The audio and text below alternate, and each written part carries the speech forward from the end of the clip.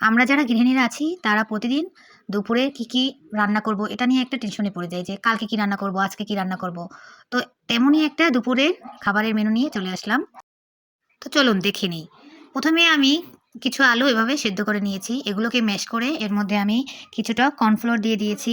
এরপরে ২ টো ডিম দিয়ে দিলাম, একটু মরিচের গুঁড়ো, একটু হলুদ গুঁড়ো, একটু জিরার গুঁড়ো আর স্বাদমতো লবণ দিয়ে এটাকে আমি একটু ভালোভাবে মেখে নেব। এটাকে মাখা হয়ে গেলে আমি চুলায় প্যান বসিয়ে তাতে তেল দিয়ে তারপরে আমি ছোট, ছোট করে বড়া ভেজে নেব। বড়াটা ভাজতে, ভাজতে আপনাদের সাথে আমি একটু কিছু কথা বলি।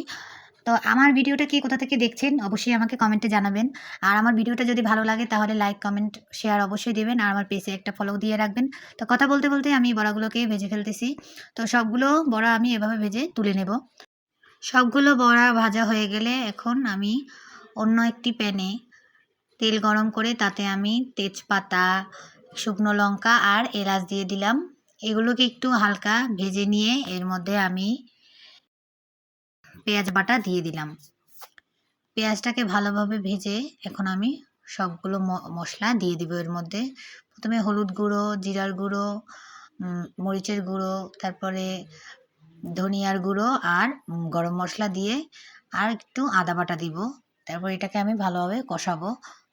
আর সামান্য লঙ্কা বাটাও দিয়ে দিয়েছি। যেহেতু একটু ঝাল, ঝাল খেতে ভালো লাগে তরকারি, তাই আমি একটু মশলার মধ্যে লঙ্কাটা বেশি দিয়েছি। তো ভালোভাবে মশলাগুলোকে আমি কষিয়ে নেব। আমি রান্না করার সময় মশলাটা আমি আমার পরিমাণ অনুসারে দেই। তো আপনারাও আপনাদের পরিমাণ অনুসারেই দিবেন। কারণ তরকারিটা আপনারা কতটুকু রান্না করবেন সেটা আপনাদের উপর ডিপেন্ড করে। তো কথা বলতে, বলতে তরকারি কষানো হয়ে গেছে। এখন আমি ওর মধ্যে জল দিয়ে দিয়েছি পরিমাণ মতো। তো জলটা আমার ফুটে গেছে।